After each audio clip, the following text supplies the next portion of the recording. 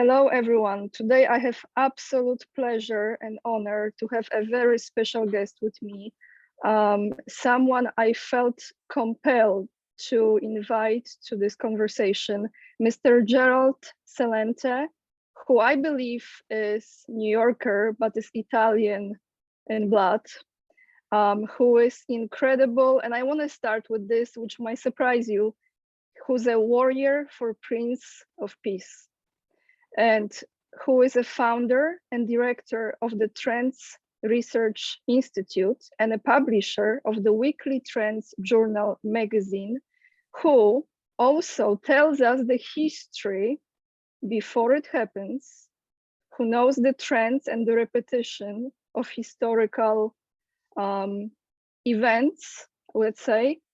And his last journal has one, in my opinion, of the best messages and covers ever, which is Negotiate for Peace or Rest in Peace. You can find Gerald on his incredibly fascinating YouTube channel with wonderful guests, on Instagram, on Twitter, on Facebook, and of course on trendsresearch.com. Welcome. Thank you so much for agreeing to do this. I'm really honored. Well, thank you so much, and I'm glad to do it. Thank you Thank you. Thank you so much. So can I call you by your first name, if that's Sure, okay? of course. Yeah. Thank you, Gerald. My name is Ania, so I'm Polish originally, now in Poland as well, but we will get into this. My first question is this, and this will explain to you why I wanted to talk to you. I came across you about a year and a half ago during the pandemic situation, okay? And I saw this gentleman with those newspapers who is telling as it is, standing up for the truth with all his heart, all his soul, all his knowledge, experience, wisdom. And I was like, who's this person? So I started to watch you, and then of course other interviews. But what really made me to contact you now was the interview that you had with the guest from Ukraine, with Mr. Russell Bentley. I was so grateful you had this man on your show and you had this conversation, because actually a few days prior to this, I came across a very short TikTok video where he was addressing the situation, but it was you who brought him on and allow him to tell what's happening there at the front line. So first of all, thank you for doing this. I really, really appreciate that. It's so important right now. My first question is this. Before that interview with him, I assume you had an idea what's happening there. So how much that has changed after that conversation, and what is your take on Ukraine right now and Russia on this situation? Tracking trends is an understanding of where we are, how we got here, to see where we're going. This is a Trends Journal magazine from back in 2014, when we wrote about the United States overthrowing the democratically elected government of Yanukovych. How Victoria Nuland, an Undersecretary of State, was at Maidan Square passing out cookies.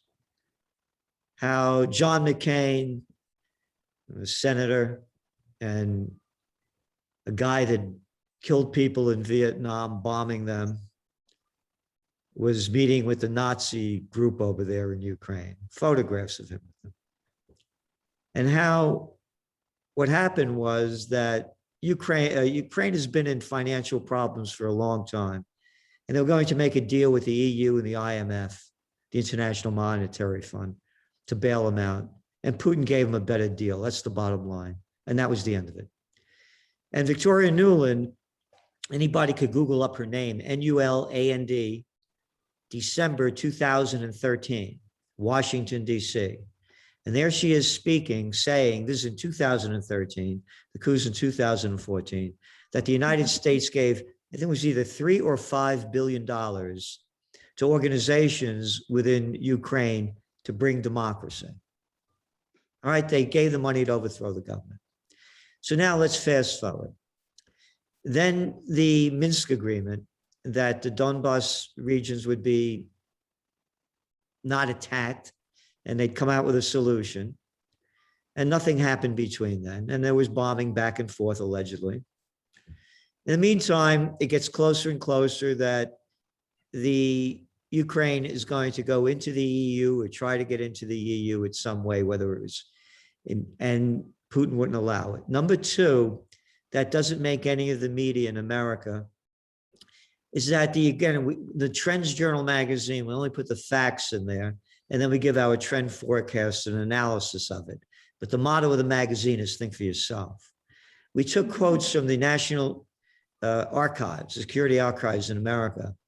In 1990, in February, the deal made between Gorbachev and the then George Bush Sr. administration was that as the Soviet Union broke down, NATO would not move 1 inch further. That's the quote, not 1 inch further. Back then, there were 16 countries in NATO. Today, there were 30. Yep. Go back to the middle of January of this year, United States fighter bombers doing maneuvers 14 miles off the Russian borders. Look at the massive NATO-US,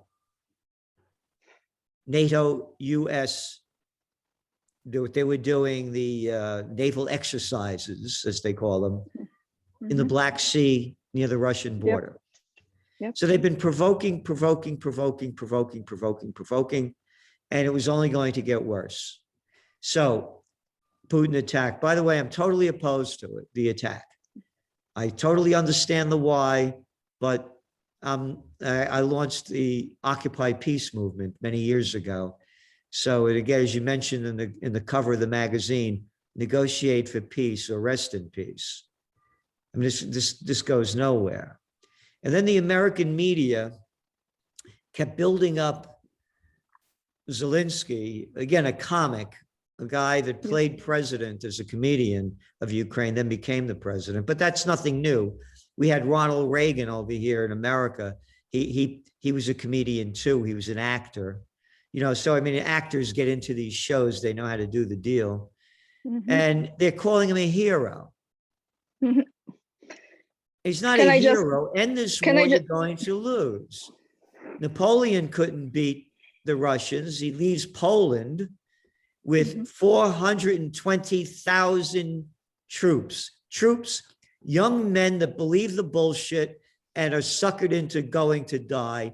He comes back after trying to attack Moscow with 10,000, left with 420,000 from Poland, came back with 10,000. And then there was a guy by the name of Adolf Hitler. Operation Barbarossa. He only killed 27 million Russians.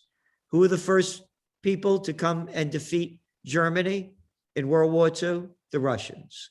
So you're telling me that a little country over here, as other countries are sending more armaments, more weapons, more missiles to kill, are going to defeat the Russians? And that was the media of America. The Russians are losing. This is the second week. The second week? You mean America that was in Afghanistan for only 20 years, and you couldn't beat 89,000 Taliban? And you're telling me the thing is going on for 2 weeks and you have to keep fighting more and killing more? So that's where it's going. And then the other thing is that when you look at the media headlines, what they're doing is they're talking about, how the Russians are, blowing up. Here's one from today's New York Times. Carnage widens as ceasefire talks falter. Carnage widens.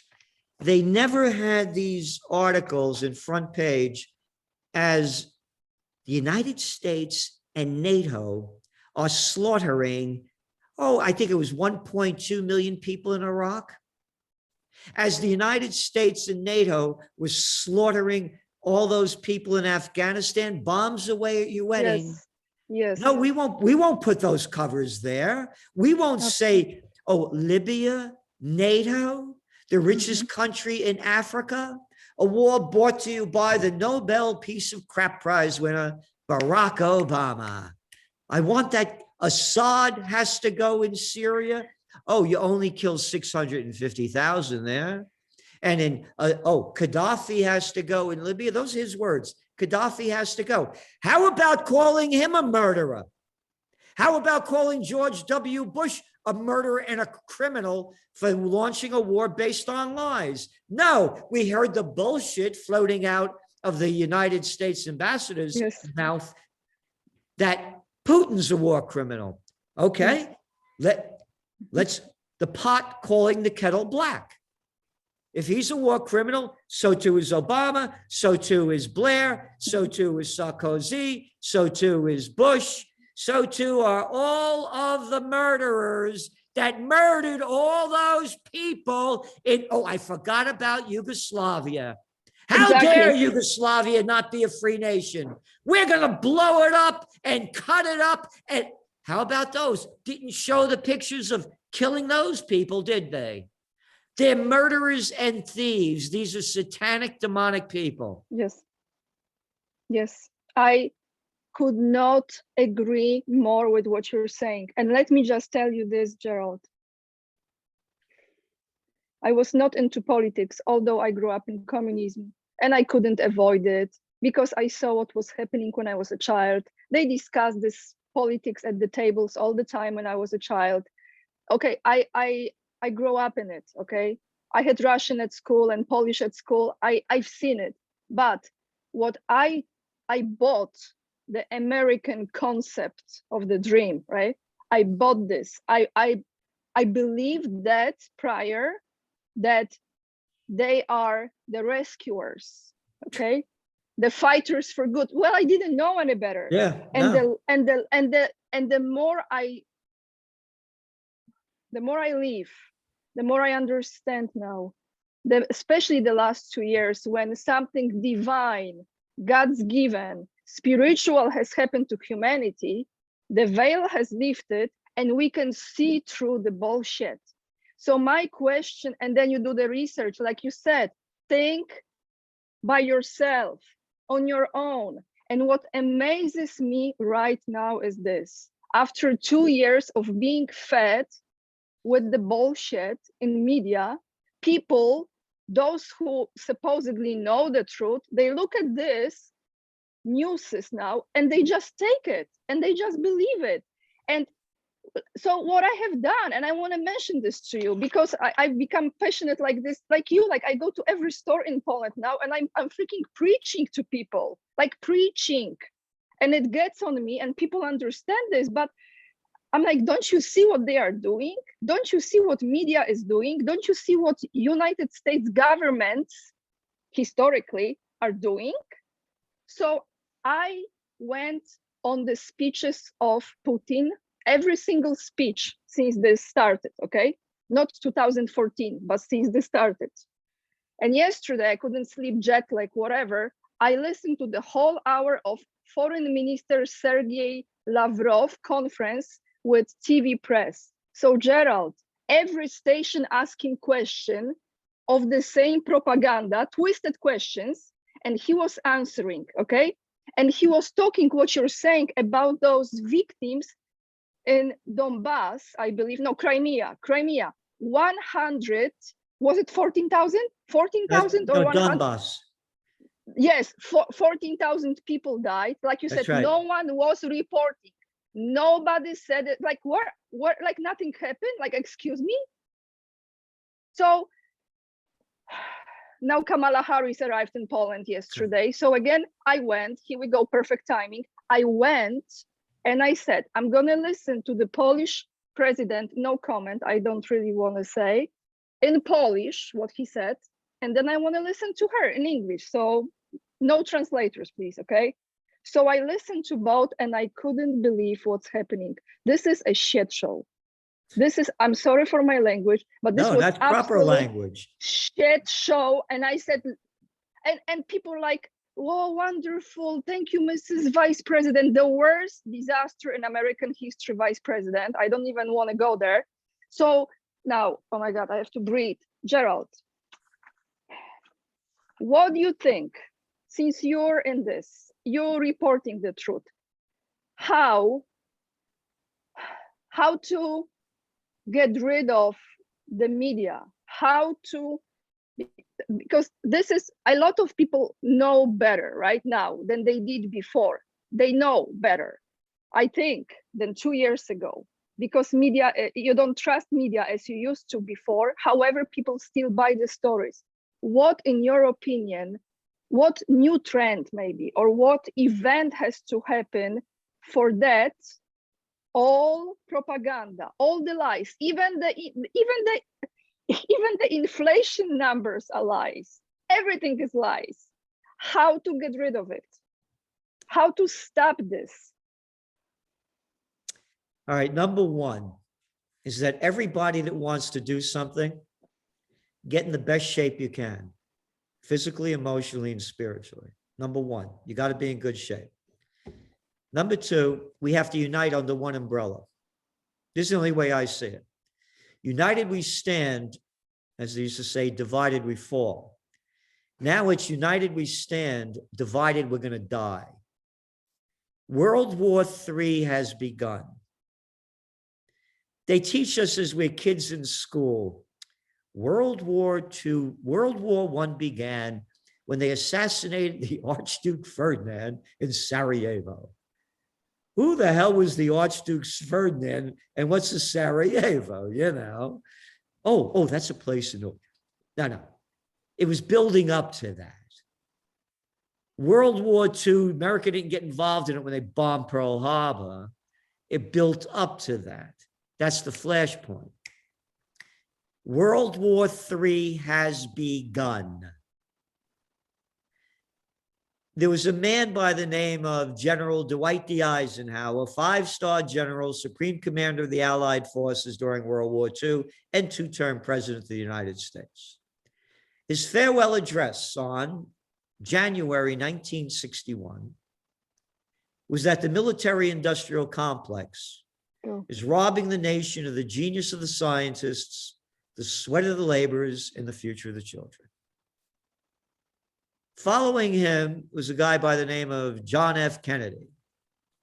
Now, here we are with a missile crisis, no different than the Cuban Missile Crisis back in the 1960s. So what happened? America had missiles in Turkey aimed at Russia, and the military-industrial complex wouldn't take them down. Khrushchev moves nuclear missiles, starts putting them into Cuba. Okay, let's make a deal. We'll pull them out of Turkey, you'll pull them out of Cuba. Okay, see you later. And then they kill Kennedy. Kennedy also didn't want the Vietnam War.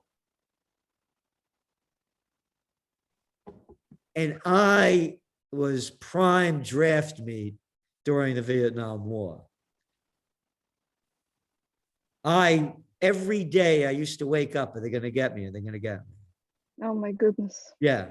And I'm born in, 1946. I'm right at the peak of it. I'm right there. Mm-hmm. Mm-hmm. They killed Kennedy for peace. He was against this. We have crazy people in charge. Name the country and look at the lunatic. They're destroying our lives. We are on the cusp of a third world war. They asked Albert Einstein, a guy that knew a thing or two about atomic bombs. They asked him, what kind of weapons will be used to fight the Third World War? He said, I don't know, but they'll be using sticks and stones to fight the fourth. We are on the cusp of World War III. Just as the people marched off to I'm a Yankee Doodle Dandy in World War I that they lied us into, World War II, Vietnam War, all the other wars, just as people with brains bought the BS of the COVID war, got your vaccination from the drug dealers, they're going to buy this. They're going to buy it. They're already buying it. That's what I'm exactly saying. So what we have to do, the other thing I've done is I've started a church. It's called the Universal Church of Freedom, Peace, and Justice. Imagine, in 2021, I was able to get the domain name freedompeacejustice.com. freedompeacejustice.com. I got that domain name. That domain name should have been gone in 1994. But that shows you how freedom, peace, and justice is not part of the human spirit during these times. And so to me, the only way we're going to do is to unite. Once upon a time, there was a thing called the Berlin Wall. How did the Berlin Wall come down? The people went and they didn't leave. More people came and they didn't leave. More people came and they didn't leave. And all of a sudden, the people that were there outnumbered those guys in their military drag by what? 30,000, 20,000 to 1. Boop, down goes the guns. And that's what has to happen now. What happened in Canada with the protests, the truckers' protests, look how effective they were. Until the little dictator over there, Trudeau, the daddy's boy, Pierre Trudeau, a little nothing of a boy, another little actor, by the way, would be nobody if daddy wasn't Pierre. Just like little Georgie Bush would be nobody if daddy wasn't Papa Bush, and Prescott Bush, the one that worked with the Nazis, his great-grandfather. Mm-hmm. You look around, there used to be a comedian, an American, his name was George Carlin. He said, it's one big club and you ain't in it. We have to unite to stop that club that is destroying our lives, and they have sucked with the COVID war the joy and beauty out of life. Mandating people wear masks, get vaccinated, close down your business. I'll tell you what to do. Don't you know who I am? I wasn't put on this earth to take orders. I don't give them, I don't take them. I'm a free man. I was born from a higher order that Pfizer can't create. Don't you tell me what to do, what I should put in my body. You want to come and do it? Come over here and try to inject me. Oh, yeah, Boris Johnson, come. No. Biden, no. Cuomo. Oh, all you men that want to go fight and kill, pick up your gun and go lead the charge, or shut your mouth. Anybody that wants war, any one of these politicians that are voting for it, go to the front line or shut up. The only way we are going to defeat them is to unite under one umbrella. End of story. That's the way I see it. If somebody could tell me a different way, I'd love to hear it. Thank you, Gerald. Again, 100% agree with you. Now, God wins. I know that without a single doubt in my mind. We're gonna win this. Light will win this. God will win this. I know it like I know it like I know it. However, until we get there, my next question is, it's not only about Democrats. It's not just about rhinos, and it's not just about the military complex. It's much more complex than that. Oh, yeah. Now, the election, as we know, was incredibly, ridiculously, and I don't know what words, comically, not funny, but comically stolen, right? We know this. What they have done with all of this mambo jumbo was beyond comprehension to me. Like, they are bringing the gym bags with votes. It's 4 a.m. I'm like, are you kidding? All right. There's stuff going on behind the scenes, which no one will report. Arizona, another state, and so on. I think every state has to be recounted ultimately. Do you see, that's my question, this election being reversed and the turnaround in this? You don't see it? No. And again, it's been corrupt forever. George Bush won the election, beating Al Gore back in it was 2000. with the hanging chads in Florida. I mean, here we are in the 21st century, and you got these bullshit election systems. What are you kidding me? It's a crime syndicate. It's a crime syndicate, both sides. They're murderers and thieves. By their deeds, you shall know them. The thieves, oh, I'm a big bank. I'm too big to fail. Give me your money. Okay, we'll pump 29 trillion into it. That's what the Federal Reserve did between 2007 and 2011. Levy Institute, you can look it up, Bard College. They're murderers and thieves. How many more wars do they have to start? It's a corrupt system. We need new systems. And one of the ones that I believe, by the way, is the Swiss, direct democracy. Let the people vote. Want to go to war? Let the people vote. Want to raise taxes? Let the people vote. Want to have vaccine mandates? Let the people vote. Let the people vote. Let the people vote. Oh, the people are too stupid. Oh, yeah, Lindsey Graham's much smarter than I am. Mitch McConnell, why I look up to him. Oh, and then there's Nancy Pelosi and Dianne Not-So-Feinstein. Look at the morons telling us what to do. And again, name the country and look at the freak. So I don't know if that's the answer, but certainly the crime syndicates aren't. And again, they're not political systems, they're crime syndicates. So in this case, and I know that we, the people, are going to change that future. But what it will take, like you said before, and like this has been shown in Canada, it's a certain commitment, repetition, and number of people showing up without any aggressiveness, peacefully. None. Exactly, and speaking up and staying. And you have to stay. You have to stay until you win. Yeah, you get in a fight, you don't throw one punch, you got to finish it. And so you have to go there peacefully and stay. You don't, what people forget is that they're public servants. Yes. They do what we tell them to do. They got it reversed. They're telling us what to do. We're paying them. You're a public servant. Take it easy.